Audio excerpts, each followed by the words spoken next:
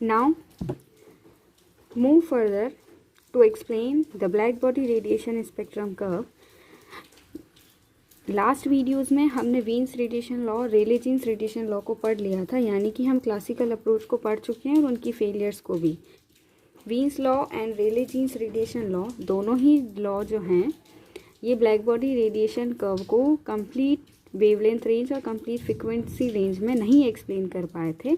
So now here to welcome the quantum concepts that is given by Max Planck. Hence in this video we will go through Planck's quantum hypothesis and then we will derive Planck's radiation law. Okay, now Rayleigh jeans और Wien की radiation law, इन दोनों ही law में कुछ ना कुछ drawbacks था। Planck ने इन दोनों ही लॉज का मैथमेटिकल एनालिसिस किया और मैथमेटिकल एनालिसिस करके ये जानने की कोशिश की कि इन दोनों ही लॉज में किस तरह से चेंजेस किया जाए कि ये पूरे के पूरे एक्सपेरिमेंटल ग्राफ यानी कि जो ब्लैक बॉडी रेडिएशन ग्राफ मिला था उसको एक्सप्लेन कर सकें। और काफ़ी एनालिसिस करने के बाद में मैक्स प्लांक ने अपना क्वांटम थ्योरी दिया था और उसके बाद से ही क्वांटम मैकेनिक्स का ओरिजिन हुआ। सबसे पहली चीज़, वीन ने एंड स्पेक्ट्रल एमिसिव पावर को डायरेक्ट थर्मोडायनेमिक्स के बेसिस पे a/λ5 exponent minus of a/λT d दे दिया था। रेले जीन्स ने स्टैंडिंग वेव्स के कंसेप्ट को लेकर number of modes of vibrations तो निकाला, लेकिन उसने हर स्टैंडिंग वेव की एनर्जी को कांस्टेंट माना, that is the kT. This was the main reason that Rayleigh Jeans law was unable to explain the black body radiation along over the complete range of wavelength. तो ये main reason था कि Rayleigh Jeans ने हर standing wave की energy को एक ही जैसा माना, that is the kT.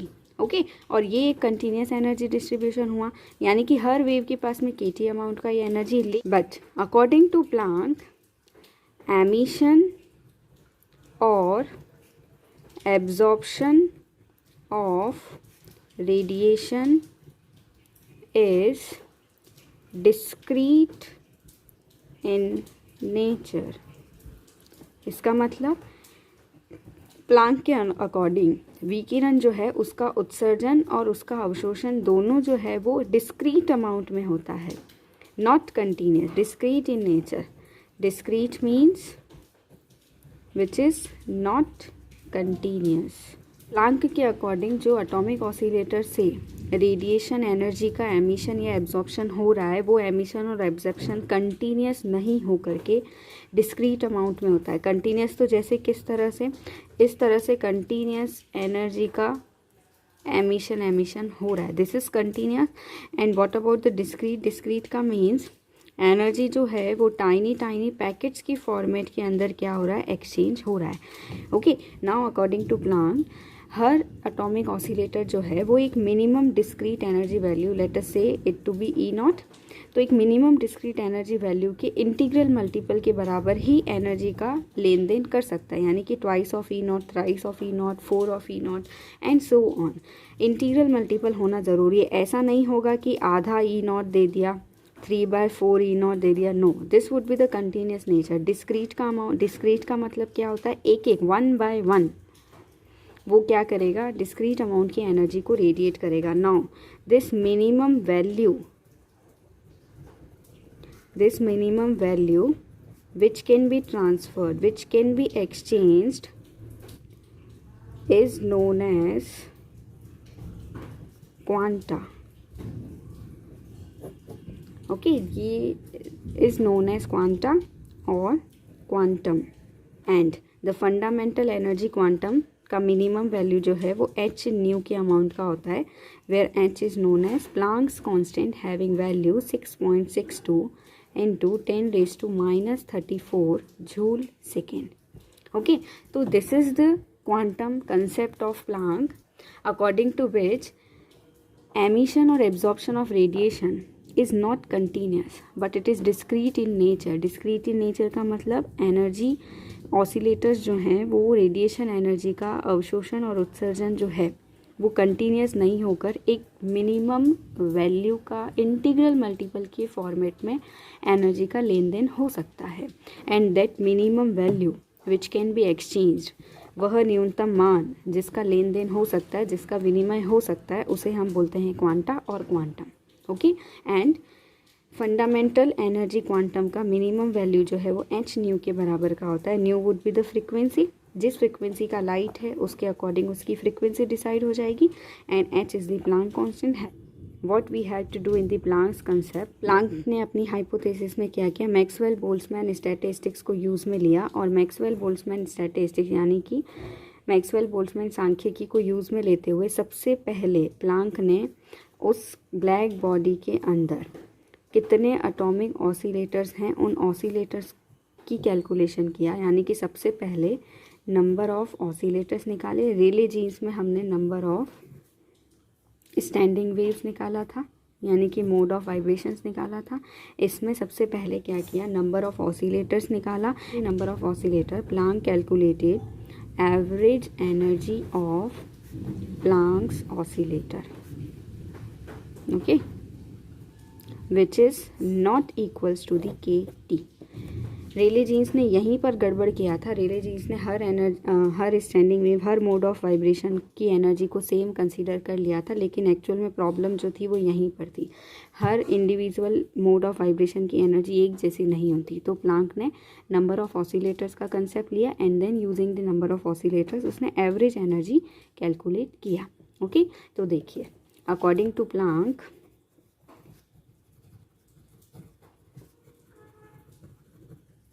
number of oscillators having energy NH nu at any given temperature T, किसी भी दिए गए ताप पर NH न्यू यानी कि डिस्क्रीट अमाउंट की एनर्जी वाले ऑसिलेटर्स की संख्या कितनी होती है। मैक्सवेल बोल्ट्जमैन स्टैटिस्टिक्स की मदद से हम नंबर ऑफ ऑसिलेटर्स का कैलकुलेशन करते हैं। Let it be NN, that is A exponent minus of NH nu upon KT, okay, where K is known as Boltzmann constant.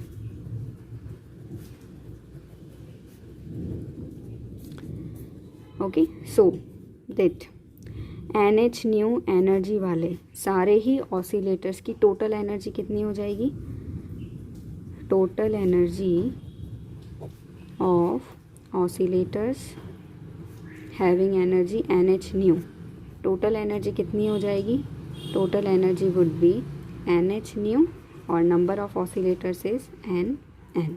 Okay, तो ये उस सिस्टम की टोटल एनर्जी हो जाएगी, क्योंकि NH न्यू तो एक ऑसिलेटर के पास में एनर्जी है और total number of oscillators NN है। तो ये हो गया अपने पास में total energy. Okay, so total energy of oscillator in black body, black body के अंदर टोटल एनर्जी कितना हो जाएगा, N है तो हमें समेशन लगा लेते हैं हम, that is EN, it would be NH nu n N, okay, and total number of oscillators कितना हो गया,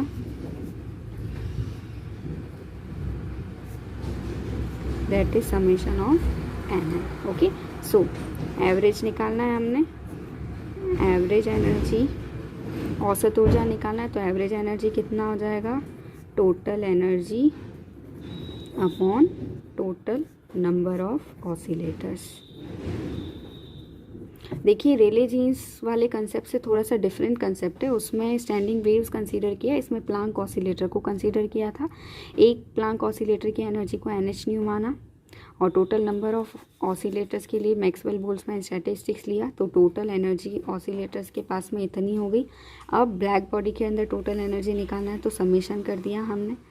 ओके, और टोटल नंबर ऑफ ऑसिलेटर्स ये हो गया। अभी अपने को एवरेज निकालना है यानी कि औसत ऊर्जा निकालना है। तो औसत ऊर्जा में क्या होगा, दो लोगों की टोटल ऊर्जा यानी कि कुल ऊर्जा upon the total number of oscillators. So the average energy को हम इस तरह से शो करेंगे, या तो मैं ऐसे लिखूँ और क्वांटम में एवरेज को हम कुछ इस तरह से भी लिख सकते हैं। That would be total energy, this is equation number 3, this is equation number 4, this is the total energy, that is NH nu n divide by total number of oscillators, that is n. Substituting the value from equation number 1, we would get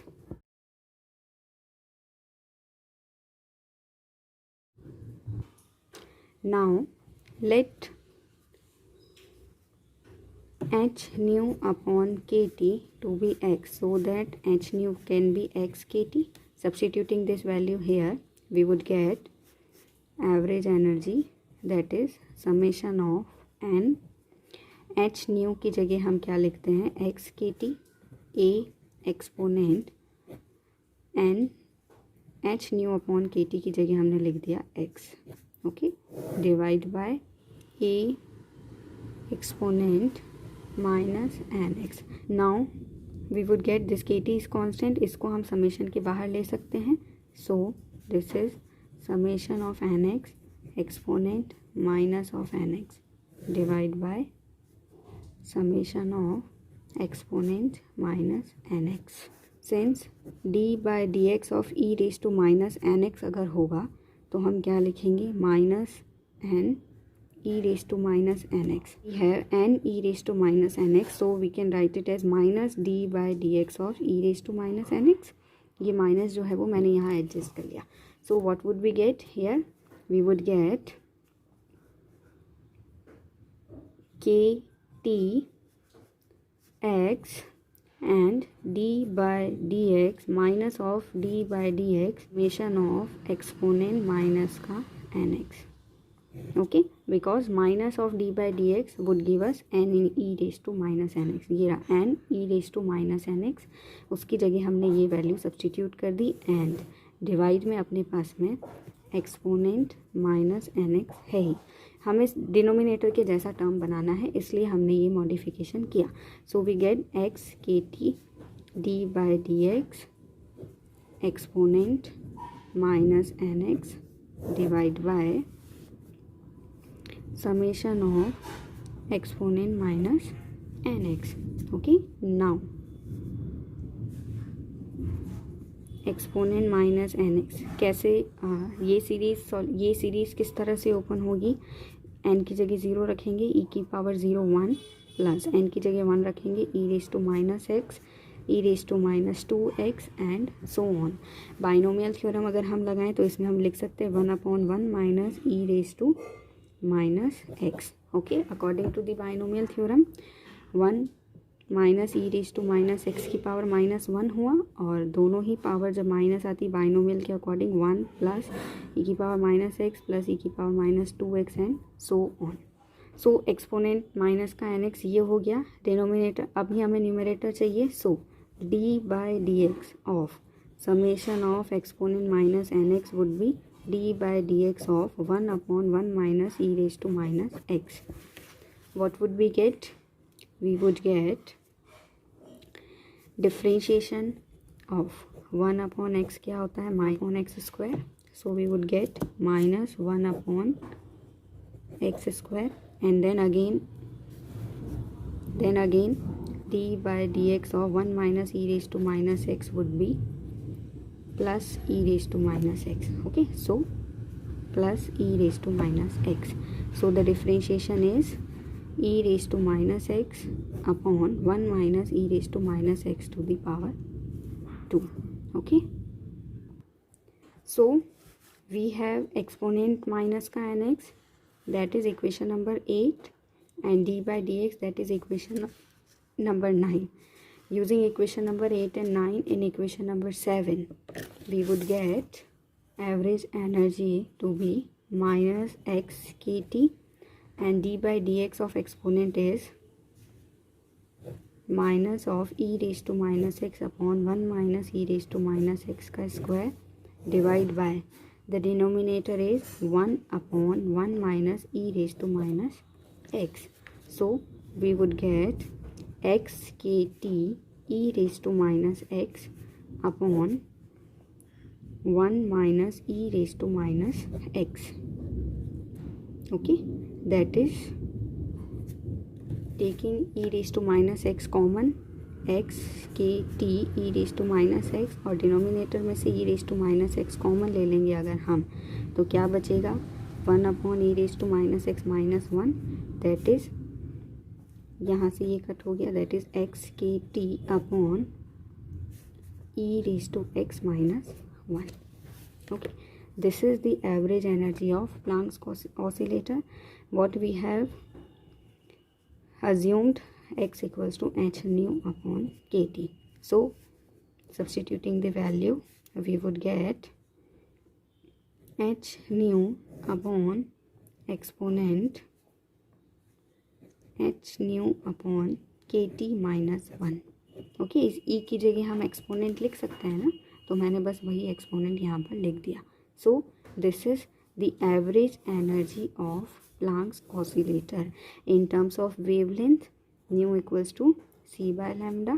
So in terms of wavelength, average energy of Planck oscillator is hc upon lambda and e raised to or exponent hc upon lambda kt minus 1. यहाँ एक बहुत interesting note point वो ये है कि अगर हम quantum hypothesis को कंसीडर नहीं करें, क्वांटम हाइपोथेसिस को कंसीडर नहीं करने का मतलब अगर हम प्लांक्स के कांस्टेंट को कंसीडर नहीं करें, इफ़ h टेंड्स टू 0, तो उस कंडीशन में देखिए क्या होगा, exponent h new upon K T minus 1, ये जो डिनोमिनेटर है इसकी वैल्यू क्या होगी, अगर हम प्लांक्स के कांस्टेंट को 0 माने, यानी कि हम प्लांक थ्योरी की बात ही नहीं करें, प्लांक्स के कंसेप्ट को ध्यान में ही नहीं रखें, तो उस कंडीशन में इसकी वैल्यू क्या होगी, देखिए it would be 1 plus H nu upon K T and so on minus 1. E की पावर एक्स का एक्सपांशन क्या होता है, 1 plus x square by factorial 2 and so on. हमने 2 टर्म्स तक इसको एक्सपांड किया, तो इट वुड बी दिस, तो 1 से 1 कट गया, अपने पास बचा H nu upon K T. Okay, substituting this value here, what would we get? We would get h nu upon kt, that is only the kt. Okay, और यही तो हमने classical concept में भी माना था. इसका ये मतलब हुआ कि प्लांक्स ने जो हाइपोथेसिस दिया है उसका मतलब ये नहीं है कि उसने पुराने जितने भी थ्योरीज़ हैं उन सबको गलत कर दिया, या उसने ये नहीं कहा कि पुराने जो भी कंसेप्ट लिए गए वो गलत थे.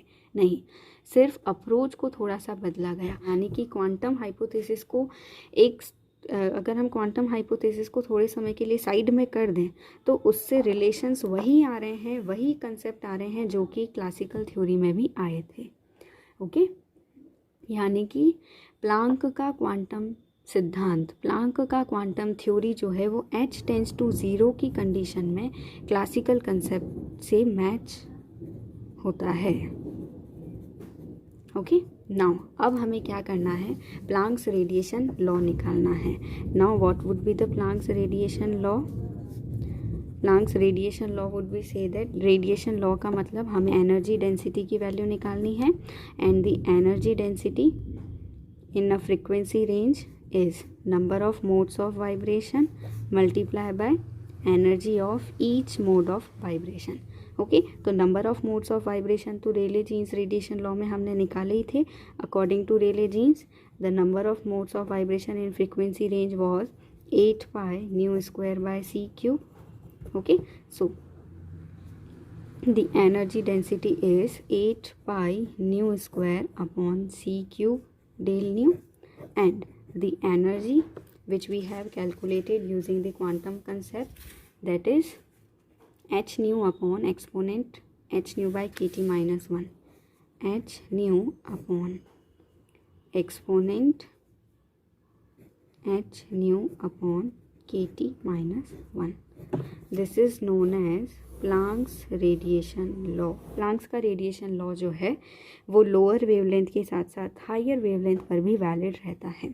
Now if we have to write this Planck's radiation law in terms of wavelength, then what would it B?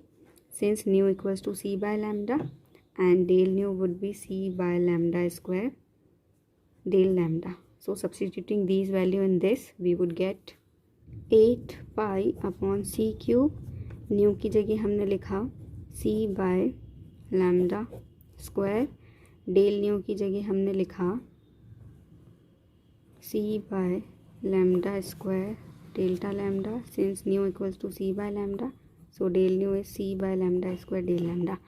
हमें नेगेटिव साइन को नेगलेक्ट हम कर सकते हैं क्योंकि हम सिर्फ उसका मैग्नीट्यूड निकालने की कोशिश कर रहे हैं, ठीक है। Then H C by lambda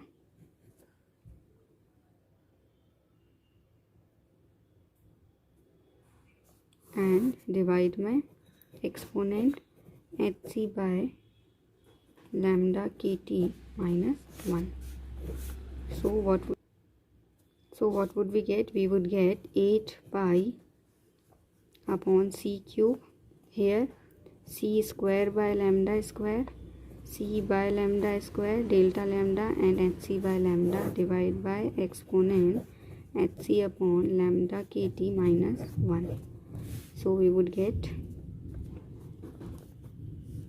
8 pi hc upon lambda raised to 5 exponent hc by lambda kt minus 1.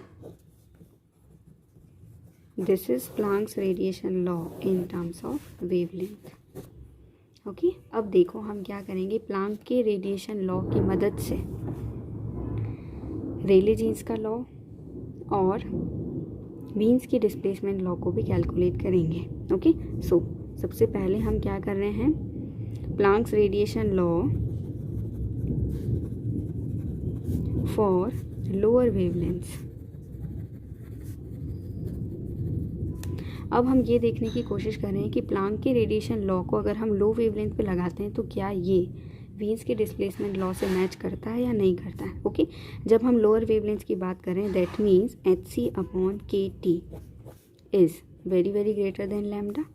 Lower wavelength की बात करें तो वेवलेंथ तो कम ही है इसमें। इस कंडीशन में क्या होगा, exponent H C by lambda के टी की वैल्यू भी क्या हो जाएगी, 1 के कंपैरेटिवली काफ़ी ज़्यादा हाई हो जाएगा, because lambda is very less जो कि डिनोमिनेटर में है, तो इस एक्सपोनेंट की वैल्यू 1 के कंपैरेटिवली बहुत ही ज़्यादा हाई हो जाएगी। तो इसमें हम इस 1 को नेग्लेक्ट कर सकते हैं। So u lambda d lambda is 8 pi H C upon lambda 5 और यहाँ पर अपने को मिल जाएगा exponent H C upon lambda के T only. Okay, so what would we get? We would get 8 pi hc by lambda 5 and exponent minus of hc upon lambda kt d lambda. देखिए हम 8 pi hc, इसको ये तो constant value है, इसकी जगह हमने लिख दिया a upon lambda 5 exponent hc by kt की जगह हमने फिर से लिख दिया इसका a upon lambda t d lambda. Okay, this is the Wien's radiation law. इसका ये मतलब हुआ कि लो वेवलेंथ्स में प्लांक का रेडिएशन लॉ जो है वो वीन के रेडिएशन लॉ से कंसाइड करता है। Now Planck's radiation law for higher wavelengths. तो देखो क्लासिकल अप्रोच में हायर वेवलेंथ्स में रेले जीन्स का रेडिएशन लॉ वैलिड था, तो हमें प्लांक्स के रेडिएशन लॉ से हायर वेवलेंथ्स पे ये देखना है कि रेले जीन्स का रेडिएशन लॉ आता है या नहीं आता है। सो फॉर हायर वेवलेंथ क्या कंडीशन ले लेंगे हम, h C by k T is very very less then lambda, C by k T is very very less then lambda. तो उस कंडीशन के लिए डिनोमिनेटर में हमें एक्सपांड करना पड़ेगा, exponent H C by lambda के T E raise to X का एक्सपांशन क्या होता है 1 plus x square by factorial 2 and so on up to 2 terms अगर हम कंसीडर करें, so it would be 1 plus H C by lambda के T. Substituting this value here we would get this, 1 से 1 cut हुआ, H C into lambda 5 that is 8 pi kT by lambda 4 d lambda. This is exactly the Rayleigh-Jeans radiation law. Okay, इसका मतलब high wavelengths में Planck का radiation law जो है वो रेले jeans की रेडिएशन लॉ से कंसाइड होता है. ओके, अब हम number third thing is Stefan Boltzmann law. Planck's की रेडिएशन लॉ से हम स्टीफन बोल्ट्जमैन लॉ का डिराइव करेंगे. What was the Stefan Boltzmann law? The total spectral emissive power is proportional to fourth power of the temperature of black body, that is e raised to sigma T4. Total energy density अगर हमें निकालना है तो total energy density क्या होगा?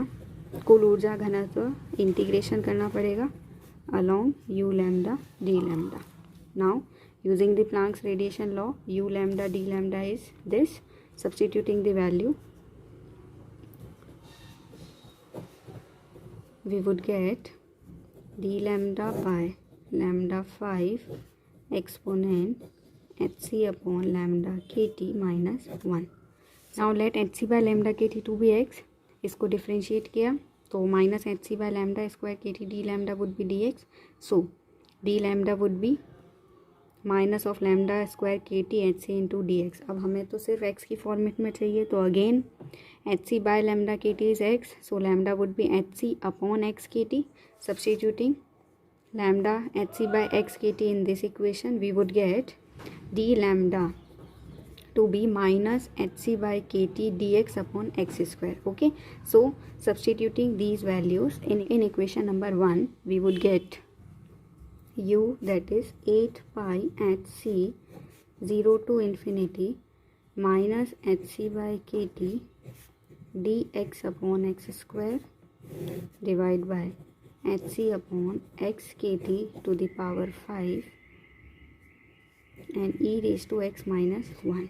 Okay, on solving this we would get 8 pi k4 t4 upon c cube h cube 0 to infinity x cube upon e raised to x minus 1 and dx. This is the standard integral having value pi 4 upon 15. ये एक मानक समाकलन है जिसकी value pi 4 by 15 होती है. So u would be 8 pi k4 t4 upon c cube h cube multiply by pi 4 upon 15. Hence total energy density is 8 pi 5 k4 upon 15 h cube c cube t raised to 4. Okay, now in terms of spectral emissive power, हमने spectral emissive power की format में पढ़ा था, that is e raised to sigma T4.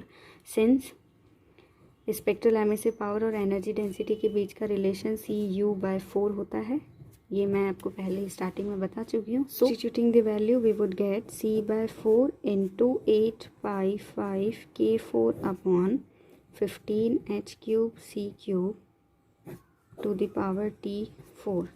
We would get 2/15 5 pi 5 k4 upon h cube c square to the power t4. This is E. Okay, substituting the standard values, k is Boltzmann constant, h is Planck constant and c is velocity of light. We would get, this is constant, that is sigma, Stephen constant, sigma. Substituting all the values, we would get sigma to be 5.67 into 10 raised to minus 8 watt per meter square Kelvin 4. Okay, इसका मतलब Planck's के radiation